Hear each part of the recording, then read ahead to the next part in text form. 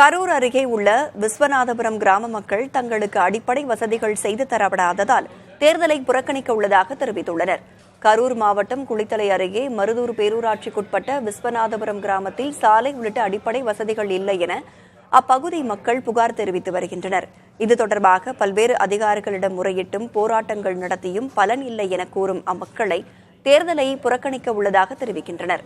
மேலும் தங்களை வீடுகளில் கருப்பு கொடி கட்டியும் உள்ளனர்.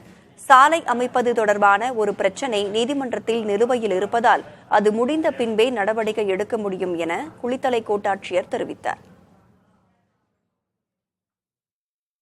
இந்த ஊரில் நாங்கள் 3-4 தலைமுறையாக வாழ்ந்து வரோம். எங்களுக்கு எந்த ஒரு அடிப்படை வசதியும் கிடையாது. தார் சாலை கிடையாது, மின்விளக்கு கிடையாது, ஒரு கழிப்பறை வசதி கிடையாது. இது மூலியமாக கலெக்டர் முதல்வர் வரை 100 மனுக்கள் கொடுத்துருக்கோம். ஆனால் எந்த ஒரு நடவடிக்கையும் எடுக்கலை. நடவடிக்கை எடுத்து கொடுக்கலைன்னா நாங்கள் வரும் பாராளுமன்ற தேர்தலில் புறக்கணிக்கிறதா இருக்கிறோம்.